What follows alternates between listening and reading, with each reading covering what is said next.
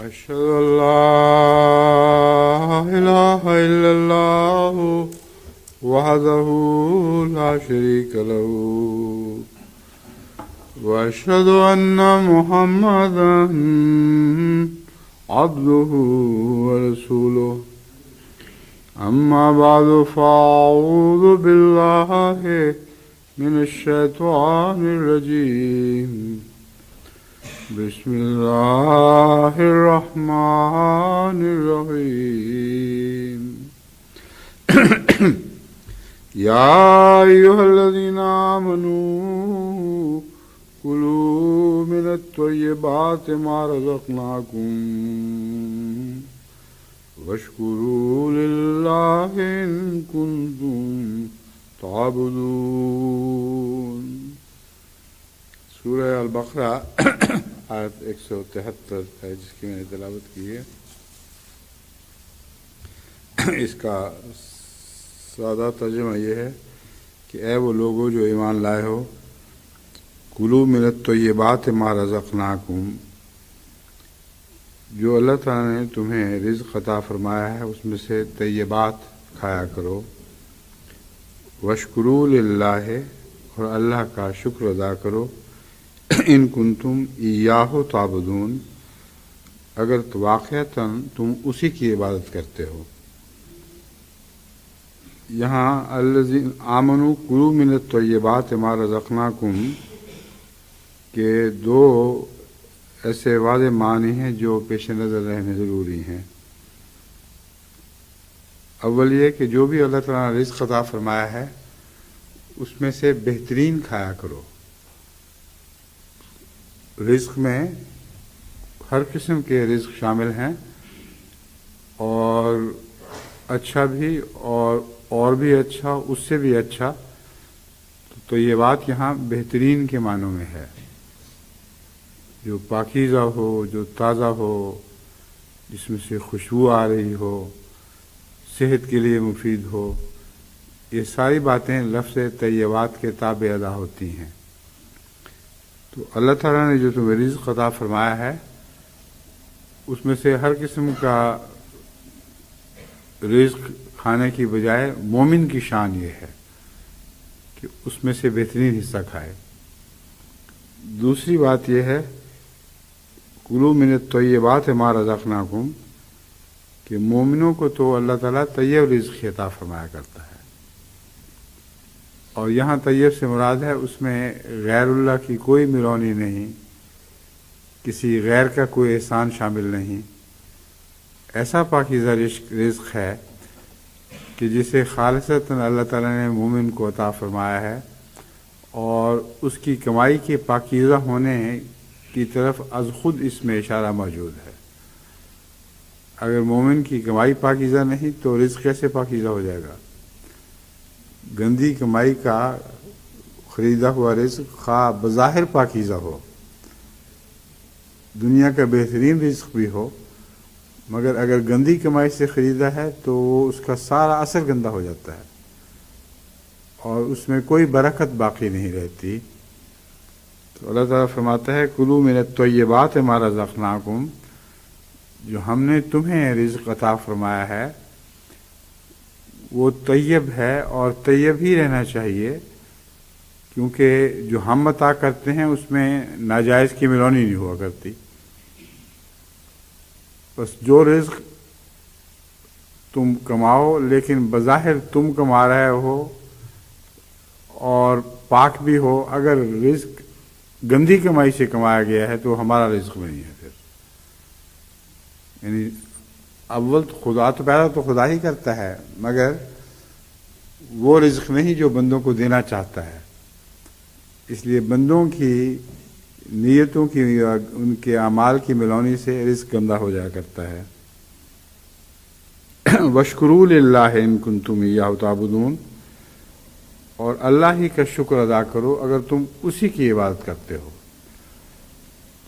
اللہ کا ہی شکر ادا کرو میں مضمون واضح ہے اور پہلی بات سے متعلق ہے کہ جب اللہ ہی عطا کرتا ہے اور سچا اور پاک رزق اللہ ہی دینے والا ہے تو پھر غیر اللہ کے شکر کی حاجت کوئی نہیں رہتی. کسی محسن کے حقیقی شکر کی حاجت نہیں رہتی. اگر کسی محسن کا شکر ادا کرنا ہے تو اللہ کے فرمان کے مطابق ادا کرنا ہے. یعنی دنیا کے تقاضے بھی پورے کرنے ہیں تو محض اس لیے کہ اللہ تعالیٰ فرماتا ہے کہ یہ تقاضے پورے کیے جائیں، مگر دلوں کا رجحان خدا ہی کی طرف رہنا چاہیے اور حقیقی شکر اسی کا ادا ہونا چاہیے، کیونکہ سب کچھ عطا کرنے والا اور سب پاکیزہ چیزیں عطا کرنے والا وہی ہے. ان کنتم ایاہ تعبدون، اگر واقعتاً تم اسی کی عبادت کرتے ہو، مراد یہ ہے کہ غیر اللہ کی نفی کرتے ہو اور محض خدا کی خاطر اپنی زندگیوں کو ڈھالتے ہو، اپنی ساری طاقتیں اس کے حضور سر بسجود کر دیتے ہو، تو اس صورت میں پھر غیر اللہ سے ایک قسم کا انقطاع ہو جائے گا. تبتل کے ایک معنی یہ بھی ہیں، یا تبتل کے زیادہ تفصیلی معنی اور گہرے معنی یہ بھی ہیں. یعنی بیک وقت دنیا سے علیحدگی، مگر اس کے باوجود دنیا سے تعلقات، اور جس رزق کا ذکر فرمایا جا رہا ہے انسان کما کیسے سکتا ہے اگر وہ دنیا میں پڑھ کر اس کے کام نہ ادا کرے. بہت ہی دلچسپ تعلقات ہیں یہ اس آیت میں شکر کے، اور پچھلی آیت جو بیان کی تھی میں نے پڑھی تھی تبتل اللہ کے. اگر تبتل اللہ کا یہ مطلب ہوتا کہ تمام دنیا کے کاروبار سے ہٹ کر بے نیاز ہو کر تم خدا ہی کی طرف کلیتاً ہو جاؤ، جھک جاؤ، تو رزق کہاں سے آئے گا جو تم نے خدا کی راہ میں خرچ کرنا ہے؟ اگر دنیا سے تعلقات ٹوٹنے کا مطلب ہے کاروبار، زندگی کے کاروبار سے الگ ہو جاؤ، تو پھر تو انسان اس قابل ہی نہیں رہتا کہ خود کچھ کھا سکے یا خود اپنے بیوی بچوں کو کچھ کھلائے. تو کون سی طیبات ہیں جو اسے حاصل ہوں گی؟ آسمان سے تو نہیں اتریں گی وہ اس طرح کہ چھپر پھاڑ کے اس کو کھانے مل رہے ہوں، مگر یہ طیبات آسمانی سے اترتی ہیں. ایک عارف باللہ کو دکھائی دیتا ہے کہ خدا ہی نے سب کچھ اتارا ہے، ان معنوں میں آسمان سے اترتی ہیں، مگر دنیا سے منہ موڑ کر الگ بیٹھنے والے کے لیے آسمان سے کچھ نہیں اترا کرتا. اور دنیا سے ان معنوں میں منہ موڑنا تبتل نہیں بلکہ تکبر ہے، کیونکہ تکبر ان معنوں میں کہ انسان سمجھتا ہے کہ میں نے جب دنیا سے تعلق قطع کر لیا ہے تو اللہ کا فرض ہے کہ وہ مجھ پر اتارے اور جس طرح بھی ہے میرا رزق چلائے. اللہ کا فرض نہیں ہے. تبتل خدا کی خاطر کرنے کا ہرگز یہ مطلب نہیں کہ خدا نے جو کارخانہ قدرت جاری فرمایا ہے اس سے انسان مستغنی ہو جائے. اگر اللہ تعالیٰ کے جاری کردہ کارخانہ قدرت سے انسان بے نیاز ہو تو یہ تکبر ہے. اس لیے اللہ کے سارے پاک بندے دنیا کے کاروبار ضرور کرتے رہے اور کرتے ہیں، اور اس کے نتیجے میں دنیا سے ایک تعلق تو رہتا ہے جو کاٹا جا ہی نہیں سکتا. اگر کاٹو گے تو یہ تکبر ہے، یہ تبتل نہیں ہے. یہ مضامین ہیں جن کو یہ دونوں آیات کلیتاً گھیر رہی ہیں. یعنی وہ آیات جس کی میں نے پہلے تلاوت کی تھی، وَاذْكُرِ اسْمَ رَبِّكَ وَتَبَتَّلْ إِلَيْهِ تَبْتِيلًا، اور یہ یا ایھا الذین آمنوا کلوا من الطیبات ما رزقناکم واشکروا للہ ان کنتم ایاہ تعبدون، 173 البقرہ آیت 173. اب اس تعلق میں حضرت مسیح موعود علیہ الصلوۃ والسلام کا ایک اقتباس میں پڑھتا ہوں جو حضرت اقدس محمد مصطفیٰ صلی اللہ علیہ وآلہ وسلم کے کمال تبتل پر دلالت کر رہا ہے. آپ نے کیا تبتل کیا، کس طرح دنیا سے کاٹے گئے، کس طرح خدا کی طرف الگ ہوئے. اس اقتباس کو پڑھ کر یہ شبہ پیدا ہوتا ہے کہ دنیا کو ہر طرح سے کلیتاً چھوڑ دینے کا نام تبتل ہے، اور اس شبہ کے ازالے کی خاطر حضرت اقدس مسیح موعود علیہ الصلوۃ والسلام کے ہی بعض دوسرے اقتباسات میں نے اس کے بعد رکھے ہیں تاکہ وہ پڑھ کر اس تبتل کے تصور سے جو غلط فہمی پیدا ہوتی ہے وہ دور ہو جائے۔ ریویو آف ریلیجنس جلد اول صفحہ 178 پر حضرت اقدس مسیح موعود علیہ الصلوۃ والسلام کی یہ فرمان درج ہے، حضرت صلی اللہ علیہ وسلم اس قدر خدا میں گم اور محو ہو گئے تھے کہ آپ کے وجود میں نفس، مخلوق اور اسباب کا کچھ حصہ باقی نہیں رہا تھا۔ اگر نفس کا اور اسباب کا، جن اسباب کو اختیار کرنے کے ذریعے انسان کو رزق ملتا ہے اور اس کے مطالب حل ہوتے ہیں، ان کا اور مخلوق کا، خدا تعالیٰ کی مخلوق کا بھی کوئی حصہ نہیں رہا۔ اگر یہ ظاہری لفظوں پر محمول مطلب لیا جائے تو تبتل کا وہ مضمون جو حضرت مسیح موعود علیہ الصلوۃ والسلام خود بیان فرما رہے ہیں دوسری جگہ، بالکل باطل ٹھہرے گا، اور اللہ اور اس کے بندوں کے کلام میں کبھی تضاد نہیں ہوا کرتا۔ اس لیے میں نے اسی مضمون کی وضاحت کی خاطر، یعنی مزید وضاحت کی خاطر، حضرت مسیح موعود علیہ الصلوۃ والسلام کے بعض اقتباسات آج کے خطبے میں سنانے کے لیے رکھے ہیں۔ حضور فرماتے ہیں، انسان کا کمال بھی یہی ہے، انسان کا کمال بھی یہی ہے، اور جب لفظ کمال کہا جائے تو سب سے اول نام رسول اللہ صلی اللہ علیہ وسلم کا ذہن میں ابھرتا ہے۔ تو انسان کامل بھی وہی تھے اور کمال بھی انسان کامل ہی نے دکھایا تھا۔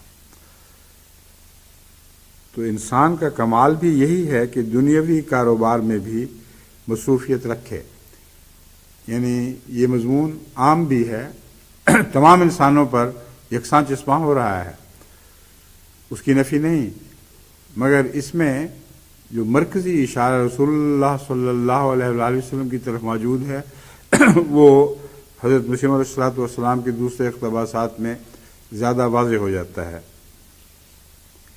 دنیاوی کاروبار میں بھی مصروفیت رکھے اور پھر خدا کو بھی نہ بھولے۔ وہ ٹٹو کس کام کا ہے جو بر وقت بوجھ لادنے کے بیٹھ جاتا ہے،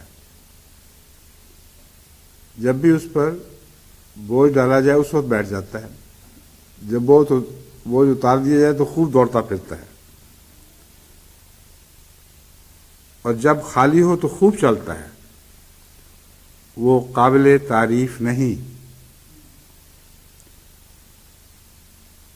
یہاں کون سا بوجھ ہے جس کا ذکر فرما رہے ہیں؟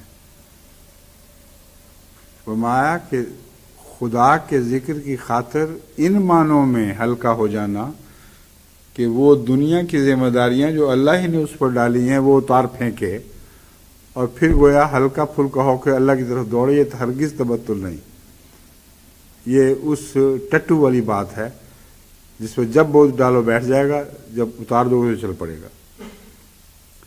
پھر فرمایا، وہ فقیر جو دنیاوی کاموں سے گھبرا کر گوشہ نشین بن جاتا ہے۔ اب دیکھیں کتنی بات واضح ہو گئی ہے۔ وہ فقیر جو دنیاوی کاموں سے گھبرا کر گوشہ نشین بن جاتا ہے، وہ ایک کمزوری دکھلاتا ہے، اسلام میں رہبانیت نہیں۔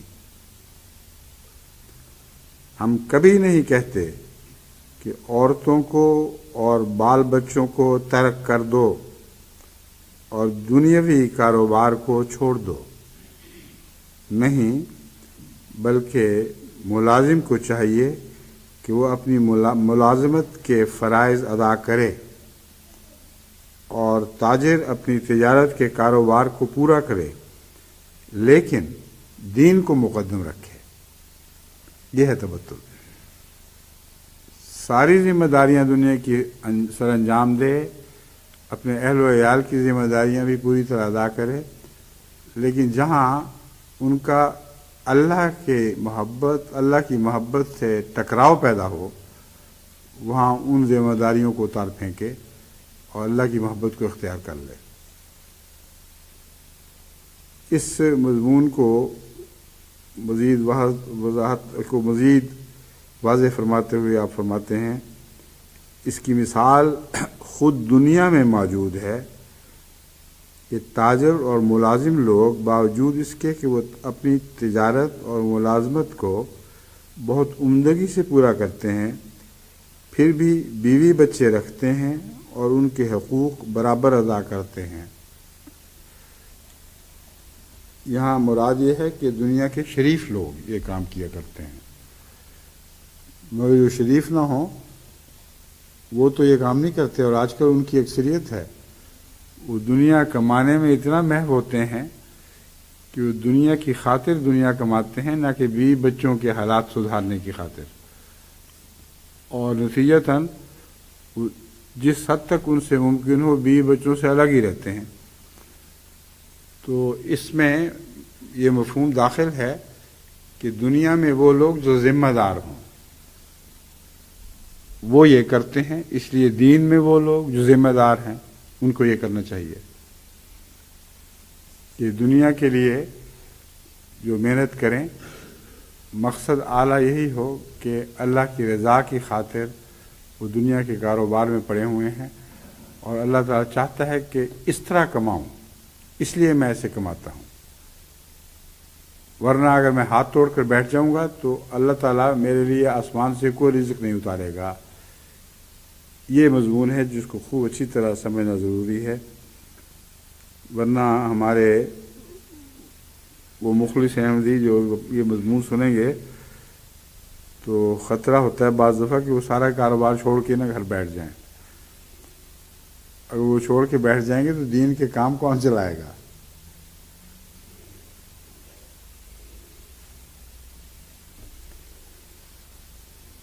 ایسا ہی ایک انسان ان تمام مشاغل کے ساتھ خدا تعالیٰ کے حقوق کو ادا کر سکتا ہے اور دین کو دنیا پر مقدم رکھ کر بڑی عمدگی سے اپنی زندگی گزار سکتا ہے۔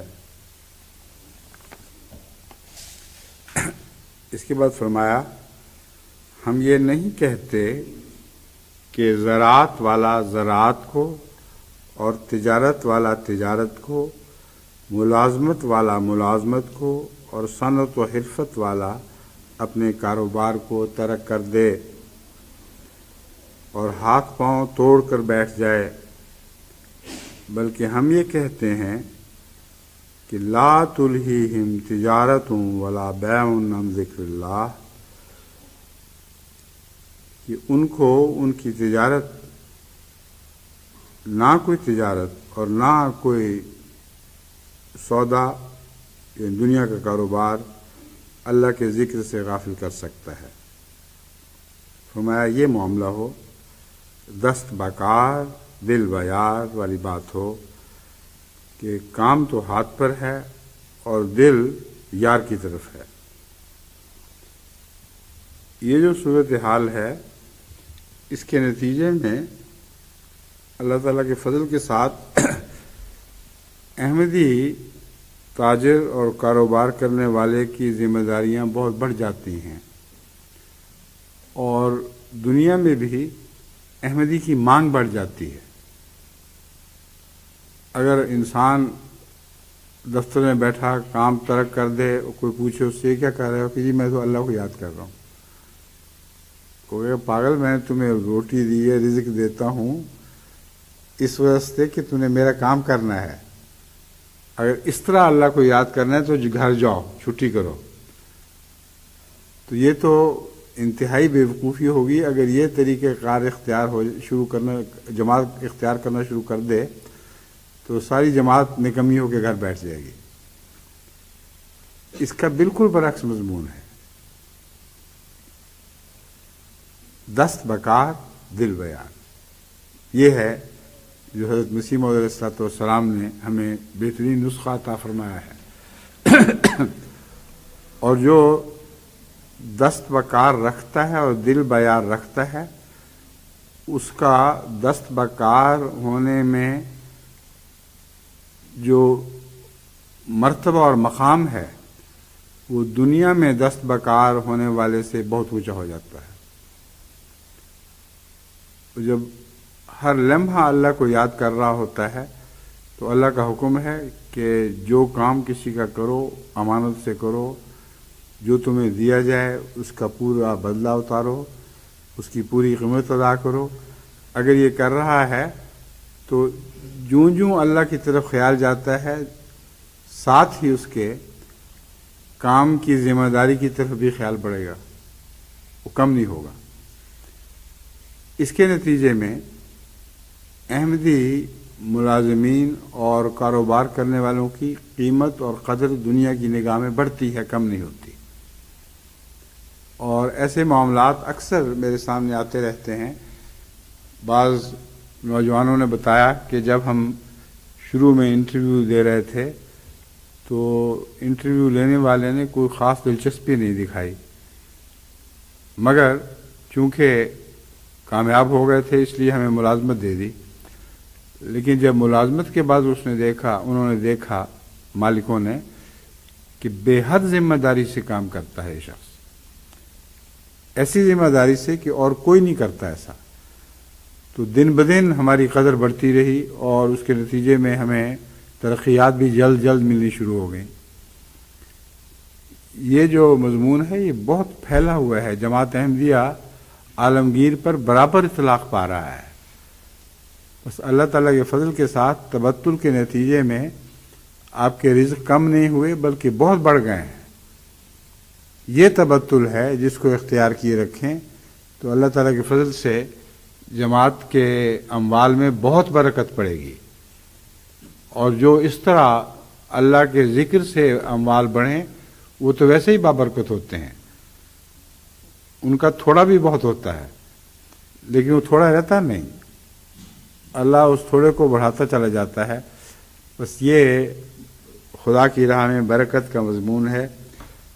فرمایا تاجر اپنے کاروبار تجارت میں اور ذمہ دار اپنے امور زراعت میں اور بادشاہ اپنے تخت حکومت پر بیٹھ کر، غرض جو جس کام میں ہے اپنے کاموں میں خدا کو نصب العین رکھے اور اس کی عظمت اور جبروت کو پیش نظر رکھ کر اس کے احکام اور اوامر و نواہی کا لحاظ رکھتے ہوئے جو چاہے کرے. محاورہ ہے اللہ سے ڈر اور سب کچھ کر. تو یہ محاورہ آپ نے استعمال فرما کر اس محاورے کے صحیح معنی بھی ہمیں سمجھا دیے. بعض جہلاء اس کا یہ مطلب لیتے ہیں کہ اللہ سے ڈرتا رہے اور پھر جو مرضی کرتا چلا جائے، ہر قسم کی بے حیائیاں، ہر قسم کی فسق و فجور میں مبتلا ہو جا، اور یاد رکھنا اللہ سے ضرور ڈرنا ہے. اللہ سے ڈرنا کیسا ہوا اگر خدا کے احکامات کی نافرمانی واضح طور پر ہو رہی ہے اور انسان اس کے نتیجے میں حیا کی بجائے بے حیائی میں بڑھ رہا ہے، تو اسے اللہ سے ڈرنا نہیں کہتے.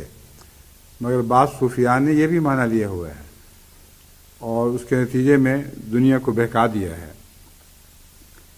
اللہ سے ڈر کا مطلب ہے اللہ کا حقیقی خوف رکھ اور اس کے فرمان کے مطابق عمل کر، جیسے کہ حضرت مسیح موعود علیہ السلام نے فرمایا اس کے احکام اور اوامر و نواہی کا لحاظ رکھتے ہوئے جو چاہے کر. اس دائرہ کار کے اندر تمہیں کھلی چھٹی ہے، مگر اوامر و نواہی کے دائرہ کار کے اندر چھٹی ہے، اس سے باہر نکلنے کی اجازت نہیں ہے. اس کے اندر رہتے ہوئے کشادگی اختیار کرو، لذتیں دنیا کی جس حد تک خدا جائز قرار دیتا ہے وہ حاصل کرو، وہ سب اللہ کی طرف سے عطا کردہ رزق ہوگا.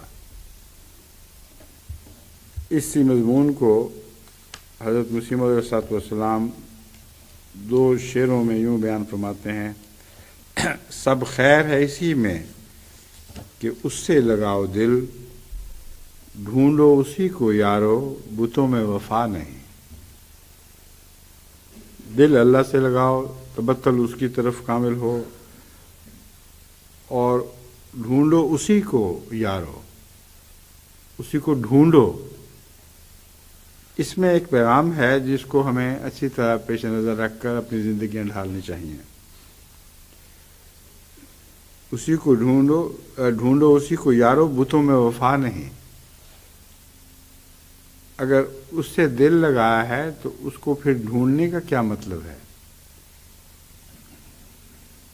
اس کے کئی مطالب ہیں جو چسپاں ہو رہے ہیں آج کل جماعت احمدیہ کے حالات پر بھی. اگر اللہ تعالیٰ سے دل نہ لگایا ہو تو دنیا کی مصیبتیں جماعت کیسے برداشت کر سکتی ہے؟ تو یہ دل لگانا ایک اعتقادی دل لگانا ہے، یعنی عقیدے میں یہ بات داخل ہے اور اس عقیدے سے یقیناً دل مطمئن ہے کہ اللہ ہی ہے، اور اللہ کی خاطر اگر تکلیفیں اٹھانی پڑتی ہیں تو اٹھانی پڑیں گی. اس سے دل تو اسی کی طرف تھا، اگر دل اس سے نہ لگا ہوا ہوتا تو دنیا سے تبتل کیسے کرتا انسان؟ پھر ڈھونڈو اسی کو یارو، اسی کو ڈھونڈو. مطلب یہ ہے کہ تمہارے عقیدے نے، تمہارے دماغ نے قبول کر لیا ہے اس کو، لیکن اس کو اپناؤ بھی تو صحیح، اس کو اپنا بنا کر رہو، اپنے قریب لانے کی کوشش کرو. اور اس کے لیے تمہیں جیسے ایک عشق میں دیوانہ اپنے محبوب کو ڈھونڈتا ہے، اس طرح دیوانہ وار اس کی تلاش کرو. اور اس تلاش میں مجنوں کا سمندر ہے جو سامنے آتا ہے. صحراؤں جنگلوں کو چھانتا پھرتا تھا لیلا کی تلاش میں. اس تلاش میں وہ تو کامیاب نہ ہو سکا، اور اسی حال میں بھٹکتے ہوئے اس نے جان دے دی. مگر جس لیلا کی تلاش حضرت مسیح موعود علیہ السلام خود کرتے تھے اور اسے حاصل کر لیا، اسی لیلا کی تلاش کی طرف آپ کو بھی تو بلا رہے ہیں. ڈھونڈو کا یہ معنی ہے کہ یہ وہ لیلا ہے جس کو تم ڈھونڈو گے تو وہ تمہارے طرف تمہاری تلاش کے مقابلے پر زیادہ تیزی سے آئے گی. یہ وہ محبوب ہے جو اپنے ڈھونڈنے والے کی طرف اس کی رفتار سے بہت زیادہ تیزی سے بڑھتا ہے. بس اسے ان معنوں میں ڈھونڈو، اس سنجیدگی کے ساتھ ڈھونڈو، اس کامل یقین کے ساتھ ڈھونڈو کہ اگر میں اس کی طرف گیا تو وہ میری طرف زیادہ تیزی سے آئے گا. اور بین یہی مضمون ہے جو حضرت صلی اللہ علیہ وآلہ وسلم نے بارہا مختلف طریق پر ہم پر کھولا ہے. ساتھ ہی یہ تنبیہ کر دی بتوں میں وفا نہیں. اس کو ڈھونڈ لو، ورنہ دنیا میں جو دل لگانے والے ساتھ لگے رہتے ہیں وہ تم سے بے وفائی کریں گے، اور جب وہ چھوڑ کر چلے جائیں گے تو پھر تم نہتے اور خالی اور حسرت زدہ رہ جاؤ گے. اور اسی بتوں سے دل لگانے کے مضمون کو اب ایک ڈرانے کے لحاظ سے بھی کھول دیا ہے. یہ جو فرمایا تھا کہ اللہ سے ڈرو اور پھر جو مرضی کرو، یہ ڈر کس معنوں میں ہے؟ اس جائے پر عذاب سے کیوں دل لگاتے ہو؟ یہ دنیا تو حقیقت میں عذاب کی جا ہے، دیکھنے میں خوبصورت دلکش، مگر وہ بت ہے جو وفا نہیں کیا کرتے. دوزخ ہے یہ مقام، یہ بستہ سرا مقام، یہ بستہ سرا نہیں. یہ دنیا تو ایک دوزخ ہے، اس کے پیچھے جتنا بھاگو گے، جتنا اس کی طلب کرتے چلے جاؤ گے، ایک آگ سی دل میں بھڑکتی رہے گی اور وہ آگ بڑھتی چلی جائے گی. بس آج دنیا کا حال دیکھ لیں، جتنے بھی افراد ہوں یا جتنی بھی قومیں ہوں، دنیا طلبی میں ان کے اندر ایک بھڑکن لگی ہوئی ہوتی ہے، اور جو کبھی بھی کم نہیں ہوتی. جتنا مرضی کر لیں، دنیا کی خاطر جو چاہیں کر گزریں، جتنا ان کو حاصل ہو جائے وہ آگ نہیں کم ہوگی، حل میں مزید کی جو جہنم کی آواز ہے وہ ان کے دل سے ہمیشہ اٹھتی رہے گی. زیادہ سے زیادہ اپنانے کی خواہش افراد میں بھی ہوا کرتی ہے اور قوموں میں بھی ہوا کرتی ہے. اور مغرب کی ایک مثال ہمارے سامنے ہے. ان کی مزید طلب کرنے کی آگ مزید سے کم نہیں ہوتی، بجھتی نہیں، بڑھتی چلی جاتی ہے. اور جو غریب ممالک ہیں ان کو ملتا تو نہیں مگر آگ ضرور ہے. وہ بیچارے مزید حاصل کرنے کے شوق میں ٹکریں تو بہت مارتے ہیں مگر صرف آگ ہی بھڑکتی ہے، مزید حاصل کرنے کی تمنا پوری نہیں ہوتی. لیکن یہ تمنا پوری ہو سکتی ہے اگر اللہ سے مزید طلب کیا جائے. اور اس کا طریق یہ ہے کہ اس کا شکر ادا کرو، وہ تمہیں زیادہ دے گا. جو کچھ عطا کیا ہے اس پر قانے رہو، اسی پر راضی رہو، اور اس کے نتیجے میں اللہ تعالیٰ تمہیں برکت دے گا، اموال میں برکت دے گا، تھوڑے میں بھی مزہ رکھ دے گا. زیادہ کا مزہ تو اور بھی زیادہ ہوگا مگر اس میں وہ آگ نہیں جلے گی کہ اگر اور نہ ملا تو ہم کیا کریں گے. ہم اسی طرح مزید کی طلب کی آگ میں جلتے رہیں گے. یہ مومنوں والا معاملہ نہیں ہے. اور اس کا راز اس بات میں ہے کہ جو تھوڑے پر راضی ہو جائے وہ زیادہ پر راضی کیوں نہیں ہوگا. جو تھوڑے پر بھی خوش ہو جائے اس سے زیادہ دو گے تو اور بھی خوش ہوگا. بس تھوڑے پر راضی ہونا اس بات کا راز ہے کہ آپ کو تسکین قلب نصیب ہو جائے. اللہ کی طرف سے جو بھی ملتا ہے اس پر راضی ہو جائیں اور مزید کے لیے کوشش کریں، کیونکہ اللہ کہتا ہے کوشش کرو، مگر رضا کی طلب کے لیے کوشش نہیں کرنی. اپنے دل کی رضا کی خاطر نہیں، اللہ کی رضا کی خاطر. ان دونوں چیزوں میں بہت بڑا فرق ہے. جب اللہ کی عطا میں تھوڑے سے راضی ہو جاتے ہیں تو پھر مزید کی کوشش کی کیا ضرورت ہے. اس لیے ضرورت ہے کہ اللہ چاہتا ہے کہ تم اور بھی طلب کرو، اور بھی محنت کرو، کیونکہ یہ دنیا میں جتنا کاروبار رحیمیت کا ہے اللہ نے در حقیقت مومن بندوں کے لیے پیدا فرمایا ہے. جب وہ طلب کرتے ہیں تو اپنی رضا چاہتے ہوئے نہیں، اللہ کی رضا چاہتے ہوئے، اور اللہ کی رضا ہی ان کی رضا بن جاتی ہے ان معنوں میں. حضرت مسیح موعود علیہ السلام نے یہ جو مضمون بیان فرمایا ہے شکر کا اور تبتل کا، اس تعلق میں میں نے اب بعض احادیث بھی چنی ہیں جو میں آپ کے سامنے رکھتا ہوں.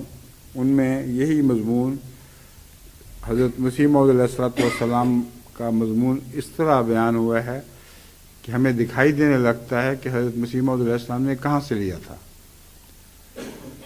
اب یہ بڑی دلچسپ بات ہے کہ جب حضرت اقدس مسیح موعود علیہ السلام کی تحریرات پر میں غور کرتا ہوں تو اس سے ملتی جلتی حدیثیں یاد آتی ہیں، اور جب حدیثوں کو غور سے پڑھوں تو صاف سمجھ آ جاتی ہے کہ یہ منبع تھا حضرت مسیح موعود علیہ السلام کی حکمت کا.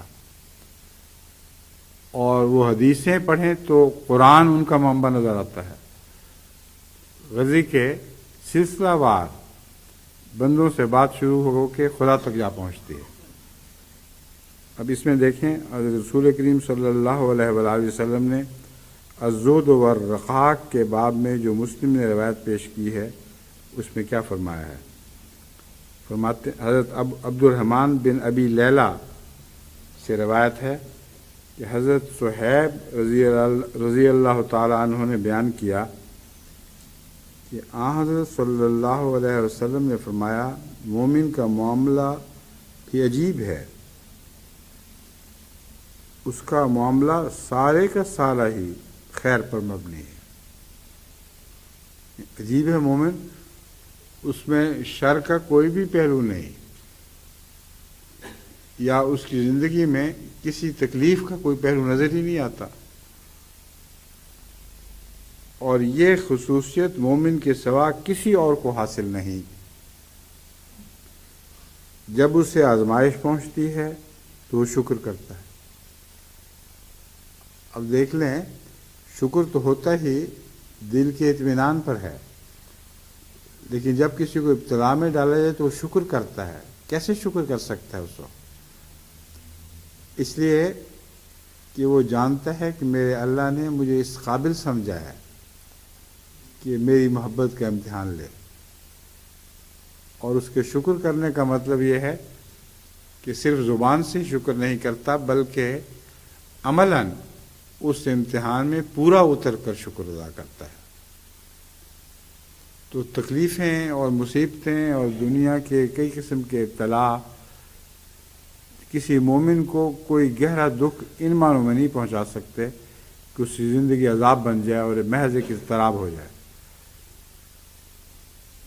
جب بھی توجہ اس طرف رہے گی کہ خدا نے سب کچھ دیا تھا، اسی کی چیز ہے، اسی نے آزمایا ہے اور مجھے آزمائش کے قابل سمجھا ہے۔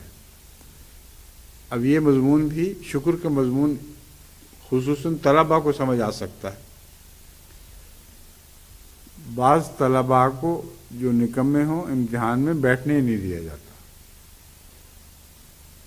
اور جب بیٹھنے کے لیے فہرست میں نام آ جائے طالب علم کا تو خوشی سے اچھلتا کودتا ہے، بلا لیا ہمیں۔ یہی مضمون نوکریاں تلاش کرنے والوں پر بھی اطلاق پاتا ہے۔ جب وہ انٹرویو کے لیے جگہ جگہ دھکے کھاتے اور درخواستیں دیتے پھرتے ہیں تو ان کو جب ٹیسٹ کے لیے بلایا جاتا ہے، یہ ابتلا ہے، امتحان کے لیے بلایا جاتا ہے تو خوشی سے اچھلتے ہیں کہ دیکھو جی ہمارے نام چٹھی آ گئی ہے کہ آ کے امتحان دو۔ کامیابی کی بات ہی کوئی نہیں ہو رہی، صرف امتحان کی بات ہے، لیکن امید ہے کہ اس امتحان کے نتیجے میں کامیاب ہو جائیں گے۔ جو دل میں ایک تمنا لگی ہوئی ہے اور ایک امید پر بھروسہ ہے کہ ہم شاید کامیاب ہو جائیں، اس کی خوشی ہے جس میں وہ چلتا ہے۔ تو جب مومن کو اللہ تعالیٰ کسی امتحان میں مبتلا کرتا ہے تو یہ خوشی ہے جو امتحان کا دور اس پر آسان کر دیتی ہے۔ اور دوسرے یہ بھی بات یاد رکھیں کہ امتحان کے لیے بلانے والا یہ ضرور دیکھتا ہے کہ امتحان میں شامل ہونے کے قابل ضرور ہے۔ اگر قابل ہی نہ ہو تو اسے نہیں بلایا جاتا۔ تو مومن یہ سمجھتا ہے کہ میرے مولا نے مجھے قابل سمجھا ہے، اور جب خدا قابل سمجھتا ہے تو کتنا ہی تلخ امتحان ہو اس پر پورا اترنا چاہیے۔ اگر اللہ قابل سمجھے اور آپ امتحان میں واویلا شروع کر دیں تو خدا نے جو آپ پر اعتماد کیا تھا اس کو ٹھکرا دیا، اس کو رد کر دیا۔ یہ ناکامی ہے جو مومن کے حصے میں نہیں آتی۔ آن حضرت صلی اللہ علیہ وآلہ وسلم اس مضمون کو بیان فرما رہے ہیں کہ یہ مومن کے سوا کسی کو حاصل نہیں ہو سکتی، اس کا ابتلا بھی اس کے لیے خیر ہو جائے۔ جب اسے آزمائش پہنچتی ہے تو وہ شکر ادا کرتا ہے تو یہ شکر اس کے لیے خیر کا موجب ہو جاتا ہے، اور اسے کوئی تکلیف پہنچتی ہے تو وہ صبر کرتا ہے اور یہ صبر اس کے لیے اچھا ہو جاتا ہے۔ اب یہ جو شکر کا پہلا معنی تھا اس پر غور کرنے سے پتہ چلتا ہے کہ آزمائش میں کامیابی پر تو شکر ہونا ہی ہے، مگر آزمائش ایسی ہو جائے کہ ایک مستقل روک دل کو لگ جائے۔ مثلا بعض ماؤں کے نوجوان بیٹے گزر جاتے ہیں، بعض ماں باپ کے اکلوتے بیٹے نکل جاتے ہیں ہاتھ سے، کئی قسم کے حادثات درپیش ہوتے ہیں۔ ان پر پہلے معنوں میں شکر کرنا بہت مشکل کام ہے۔ کبھی آپ کسی ایسے ماں باپ کو دیکھیں کہ الحمدللہ اللہ نے ہمیں اس آزمائش کے قابل سمجھا، یہ اگر کوئی کہے تو جھوٹ ہے۔ ایسے لوگ دنیا میں دکھائی نہیں دے سکتے، مومن بھی ہوں تو نہیں دکھائی دیتے، مگر اس مضمون پہ رسول اللہ صلی اللہ علیہ وآلہ وسلم نے شکر کے ساتھ صبر کا پلو باندھ دیا ہے۔ مومن شاکر بھی ہے، اس لیے وہ آزمائشیں جن میں اللہ تعالیٰ اس کو کامیاب کرتا رہتا ہے، اس پر وہ شکر ادا کرتا ہے، چھلانگیں مارتا ہے۔ لیکن جن آزمائشوں کی تلخی اس کی طاقت سے بڑی ہوئی معلوم ہوتی ہے، ان میں وہ صبر کرتا ہے، اور صبر میں ایک قسم کی طمانینت اور ثبات داخل ہے، جس کا مطلب یہ ہے کہ وہ جانتا ہے کہ خدا نے مجھ پر یہ آزمائش ڈالی تھی اور مجھ سے توقع ہے کہ میں اس کی رضا کی خاطر اسے برداشت کر لوں، اور جب وہ صبر کرتا ہے تو اس کے نتیجے میں دعا بھی لازم ہے۔ یہ ہو ہی نہیں سکتا کہ وہ صبر جس کا ذکر رسول اللہ صلی اللہ علیہ وآلہ وسلم مومن کے حوالے سے کر رہے ہیں وہ بغیر دعا کے نصیب ہو سکے۔ چنانچہ قرآن کریم میں اسی مضمون کو وَاسْتَعِینُوا بِالصَّبْرِ وَالصَّلَاةِ کہہ کر بیان فرمایا ہے۔ صبر خدا سے مدد مانگے بغیر نصیب ہو ہی نہیں سکتا۔ کہنے میں تو ہو جاتا ہے مگر کرنے میں بہت مشکل ہے۔ وَاسْتَعِینُوا بِالصَّبْرِ وَالصَّلَاةِ، پس ان آزمائشوں کو مد نظر رکھتے ہوئے اس دنیا میں ہی ان کے لیے آزمائشوں سے پہلے تیاری شروع کر دو۔ استعینوا صبر سے پہلے ہے، پیشتر اس کے کہ انسان پر کچھ ابتلا آئیں، خواہ وہ انفرادی ہوں یا جماعتی ہوں، انسان کا فرض ہے کہ اللہ تعالیٰ سے یہ استدعا کرتا چلا جائے کہ اے اللہ جب بھی آزمائش ہو ہمیں صبر ضرور دینا،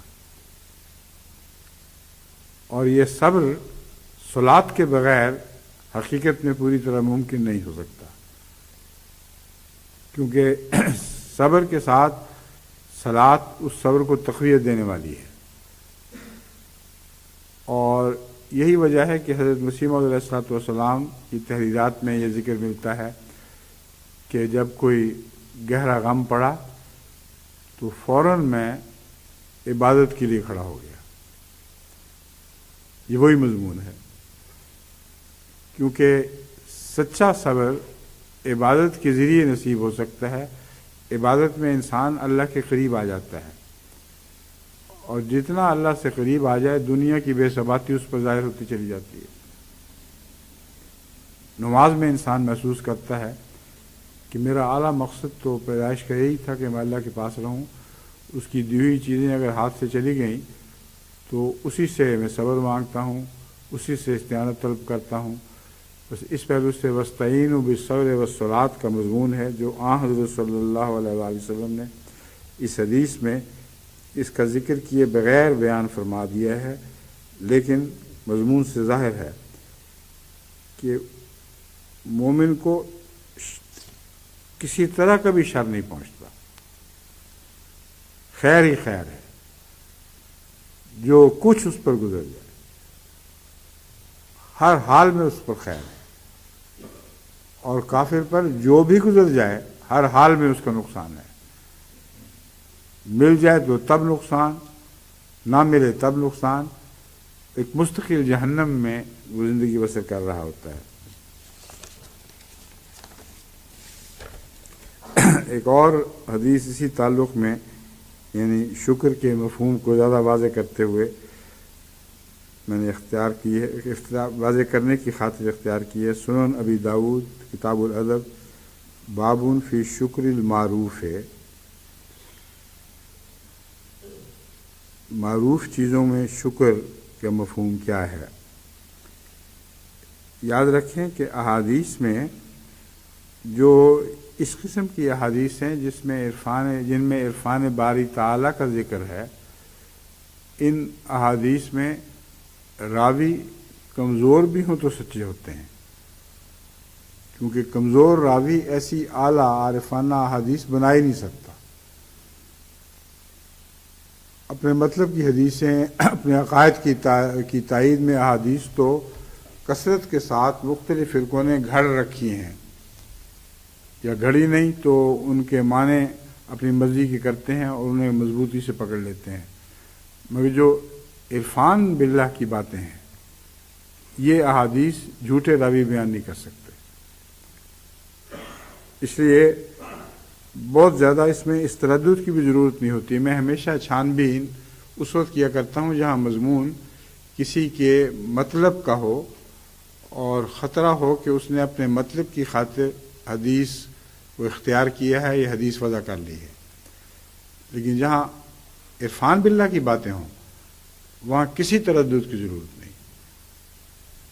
اگر راوی جھوٹا بھی ہو، فرض کریں وہ حدیث نہ بھی ہو، یہ ہو ہی نہیں سکتا کہ وہ نہ ہو، مگر فرض کریں نہ بھی ہو، مضمون اچھا ہے تو پھر تکلیف کیا، نقصان کیا ہمیں؟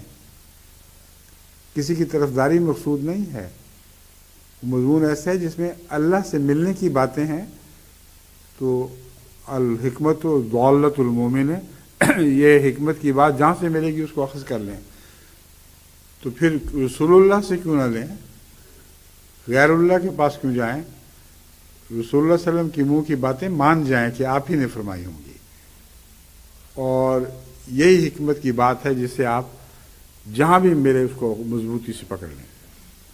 بس اس ضمنی بیان کے بعد میں حدیث کے الفاظ آپ کے سامنے پڑھتا ہوں۔ حضرت عبداللہ بن نمام البیاضی بیان کرتے ہیں کہ آن حضرت صلی اللہ علیہ وآلہ وسلم نے فرمایا، جو شخص صبح کے وقت یہ کہے کہ اے اللہ، جو نعمتیں مجھے صبح کے وقت حاصل ہیں یہ محض تیری ہی طرف سے ہیں، تیرا کوئی شریک نہیں۔ جو صبح کے وقت حاصل ہیں کہ ترجمہ شاید پوری طرح بات کو واضح نہیں کرتا، میں عربی الفاظ آپ کے سامنے پڑھتا ہوں۔ من قالا ہینا یصبح ہو، جس وقت انسان صبح کر رہا ہو، یعنی رات کے بعد جب باشعور طور پر صبح اٹھ کر سوچتا ہے اور جانتا ہے کہ رات کو خدا تعالیٰ نے مجھے ایک عارضی موت میں سے گزارا مگر دوبارہ زندگی دی، جب یہ سوچتے ہوئے اٹھتا ہے تو پچھلی رات کا شکر ادا کر رہا ہے۔ بظاہر یہی ہے نا کہ پچھلی رات کا شکر ادا کر رہا ہے، آنے والا کے دن کے شکر ادا نہیں کر رہا۔ لیکن حضرت رسول اللہ صلی اللہ علیہ وآلہ وسلم فرماتے ہیں اس نے دن کا شکر ادا کیا۔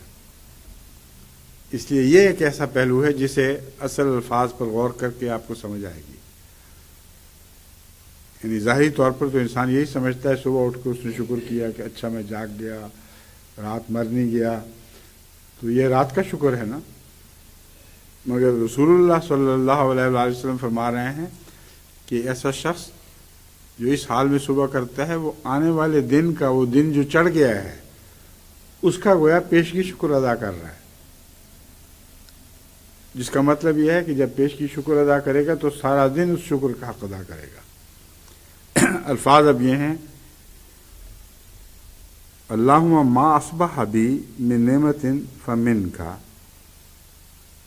وہ اپنے سرمایہ پر غور کرتا ہے۔ سارا دن جو اس نے سفر کرنا ہے کچھ زیادہ راہ بھی تو چاہیے، وہ کہتا ہے اللہم ما اصبح بی من نعمت، جو نعمت بھی مجھے عطا ہوئی ہے، جس نعمت کے ساتھ میں صبح کر رہا ہوں، فمن کا، وہ تیری طرف سے، وحدہ کا، صرف تیری طرف سے اور کسی کی طرف سے نہیں، لا شریک لکا، تیرا کوئی شریک نہیں ہے، فلک الحمد ولک الشکر، بس کامل حمد اور سچی حمد سب تعریف تیرے ہی لیے ہے، ولک الشکر، اور شکر بھی تیرے ہی لیے ہے۔ جب وہ یہ کہتا ہے فرمایا فقد ادا شکر یوم ہی، جب وہ یہ کہتا ہے تو وہ دن جو چڑھا ہے، جو اس کے سامنے پڑا ہوا ہے، اس سارے دن کے شکر کا حق ادا کر دیتا ہے۔ کیونکہ یہ سوچتے ہوئے جب آگے بڑھتا ہے تو اس دن جو کچھ بھی اس کو نصیب ہوگا وہ شکر اور حمدی میں تو گزرے گا، کوئی ایسا ابتلا اس کو پیش آ ہی نہیں سکتا جس پہ شکر اور حمد سے اس کا ہاتھ الگ ہو جائے، شکر و حمد کا دامن اس کے ہاتھ سے چھوٹ جائے، یہ نہیں ہو سکتا۔ تو دراصل پہلی ہی حدیث جو پہلے پڑھ کے سنائی گئی تھی اسی کے مفہوم کو ایک اور بیان سے واضح فرمایا جا رہا ہے، اور یہ باتیں ہیں جو ایسی عارف باللہ کی باتیں ہیں جس کو کوئی جھوٹا راوی گھڑ سکتا ہی نہیں۔ ورنہ جو پہلی بات میں نے کہی تھی اسی لیے کہی تھی کہ آپ کو سمجھ آ جائے کہ عام انسان جو بنانے والا ہے وہ صبح کے وقت یہی کہے گا کہ میں نے رات کا شکر ادا کر دیا۔ رسول اللہ صلی اللہ علیہ وسلم نے یہ نہیں فرمایا، اور فرمایا آنے والے دن کا شکر ادا کر رہا ہے وہ۔ ومن قال مثل ذلك حين یمسی فقد ادا شکر لیلۃ، اور جو شخص بھی یہی بات اسی قسم کی بات کہے اس وقت جب وہ شام کر رہا ہو، جب دن گزر جائے اور رات سامنے پڑی ہو، اس وقت وہ یہی باتیں اپنی آنے والی رات کے متعلق کہے۔ وہ کہے اے اللہ میں رات کر رہا ہوں تیری نعمت کے ساتھ، صرف تیری نعمت کے ساتھ، اور کسی نعمت کے ساتھ میں رات نہیں کر رہا۔ لا شریک لک، تیرا کوئی شریک نہیں ہے، فلک الحمد، تمام ہم تیرے لیے ہے، ولک شکر، اور تیرے ہی لیے شکر ہے۔ فقط ادا، یہاں آئے گا شکر لیلہ ہی، جیسا کہ فرمایا فقط ادا شکر لیلت ہی۔ اب لیلت کا شکر ادا کرنا، اس رات کا شکر ادا کرنا تہجد کو چاہتا ہے، نمازوں کو چاہتا ہے، خدا کے حضور کھڑے ہونے کو چاہتا ہے، ورنہ اس کی یہ بات ہی جھوٹی نکلے گی۔ کہہ تو یہ رہا ہے کہ اے خدا میں رات کرنے لگا ہوں، اور جانتے ہوئے کہ اس ساری رات میں مجھے تیرا شکر اور حمد کرنی ہے، کیونکہ جو کچھ بھی رات کو تو مجھے عطا کرتا ہے وہ باعث شکر ہے اور باعث حمد ہے۔ اور آن حضرت صلی اللہ علیہ وآلہ وسلم کے تعلق میں رات کو جو رسول اللہ سے وعدے دیے گئے اور جو ادا کیا گیا وہ مقام محمود ہے، ایسا مقام جو ہمیشہ تعریف کیا جائے گا اور تعریف کے قابل رہے گا۔ جس مقام پہ بھی رسول اللہ صلی اللہ علیہ وآلہ وسلم ترقی کر جائیں وہ محمود ہی رہے گا۔ کوئی ایسا مقام نہیں آئے گا جس میں بندوں کی تعریف کی ضرورت ہو۔ جب اللہ ہر مقام کی تعریف کر رہا ہے تو انسان بندوں سے بالا تر ہوتا چلا جاتا ہے، اور جتنا بھی اونچا جائے گا وہ مقام محمود ہی ہوگا۔ یہ وہ مقام محمود تھا جس کا آن حضرت صلی اللہ علیہ وآلہ وسلم شکر ادا کیا کرتے تھے۔ اتنا اس احساس سے آپ کا دل جھک جایا کرتا تھا کہ بعض دفعہ ساری رات شکر ادا کرتے گزر جاتے تھے اور ہم کے گیت گاتے تھے۔ اب ایسا مومن جو رسول اللہ صلی اللہ علیہ وآلہ وسلم کے نقش قدم پر چلنے کی کوشش کرتا ہو، اور اس طرح جس حد تک اس کو توفیق ہے رات کو اٹھ کر شکر الہی کرے اور اس کا ذکر کرے، اس کو دنیا کو غم چاٹ کیسے سکتا ہے؟ ناممکن ہے۔ تو یہ وہ مومن ہیں جن کے متعلق آن حضرت صلی اللہ علیہ وآلہ وسلم نے فرمایا کہ مومن کی تو موجیں ہی موجیں ہیں، خیر ہی خیر ہے، جو بھی وہ کرے گا اس کی بھلائی اسی میں ہوگی۔ بس جماعت احمدیہ عالمگیر کو اس بات کو پیش نظر رکھنا چاہیے۔ ہمارے لیے طرح طرح کی آزمائشیں بھی ہیں، اور بعض دفعہ وہ آزمائشیں لوگوں کے دلوں پر بڑی بھاری گزرتی ہیں اور بلا اٹھتے ہیں خام خواہ۔ اب مثلا ربوہ کے نام بدلنے والا واقعہ آپ کے سامنے آیا ہے، میرے دل میں ذرا بھی اضطراب نہیں ہوا۔ وہ گھبرا کے جو مجھے وہاں سے لوگ لکھتے ہیں، ہمارے بزرگ ذمہ دار افراد اور بڑے بڑے وکلاء وغیرہ، کہ اب کیا کریں، اب کیا ہو جائے گا۔ میں حیران ہوتا ہوں ان کو ہوا کیا ہے۔ جب انہوں نے آپ کا اپنا نام بدلا دیا تھا تو کیا ہو گیا تھا؟ اس سے زیادہ کسی اور نام کی تبدیلی کی کیا اہمیت ہے؟ آپ کو تو اللہ کا شکر ادا کرنا چاہیے کہ ان کے دلوں میں آگ لگی ہوئی ہے. یہ کوشش کہ نام بدلا کے دل کی آگ کو ٹھنڈا کریں ظاہر کر رہی ہے، یہ کوشش ظاہر کر رہی ہے کہ بھڑکن کم نہیں ہو رہی. جو مرضی کر لیں آگ بھڑکتی چلی جا رہی ہے، اور یہ جھوٹا دھوکہ دے رہے ہیں دنیا کو کہ الحمدللہ بہت بڑا واقعہ ہو گیا، آج ہم نے فتح حاصل کی ہے احمدیت پر کہ ربا کے شہر کا نام بدل دیا. یہ بھی کوئی فتح ہے؟ جب ان کا نام بدل دیا تھا تمہیں کیا نصیب ہوا تھا؟ یہی کہ پچھلے سال تم نے سنا تھا کہ ایک سال میں 50 لاکھ سے زائد احمدی ہو گئے. نام بدلنے کا یہ نتیجہ نکلا تھا یا کچھ اور تھا؟ اب بھی نام بدل کے دیکھ لو، 50 کو اللہ چاہے تو کروڑ کر دے گا. پھر تم کیا کرو گے؟ پھر کہاں جاؤ گے؟ تو جماعت احمدیہ تو مٹنے والی جماعت ہی نہیں، تمہارے بس کی جماعت نہیں ہے. پاؤں تلے تم ہی روندے جاؤ گے اور تمہاری امیدیں ہی روندی جائیں گی. ہر گھڑی اللہ تعالیٰ جماعت کو کامیاب سے کامیاب تر کرتا چلا جائے گا اور ایک مقام محمود سے دوسرے مقام محمود کی طرف بڑھاتا چلا جائے گا. مگر یاد رکھیں کہ اس کی عبودیت کا، اس کے شکر کا حق ادا کریں. اللہ تعالیٰ ہمیں اس کی توفیق عطا فرمائے.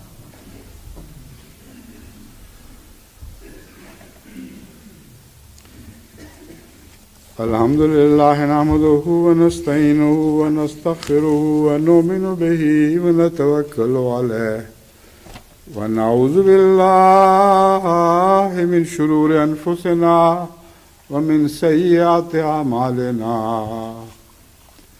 من يهده الله فلا مضل له ومن يضلله فلا هادي له. ونشهد أن لا إله إلا الله وحده لا شريك له ونشهد أن محمدا عبده ورسوله. عباد الله رحمكم الله، إن الله يأمر بالعدل والإحسان وإيتاء ذي القربى وينهى عن الفحشاء والمنكر والبغي يعظكم لعلكم تذكرون. اذكروا الله يذكركم وادعوه يستجب لكم ولذكر الله أكبر.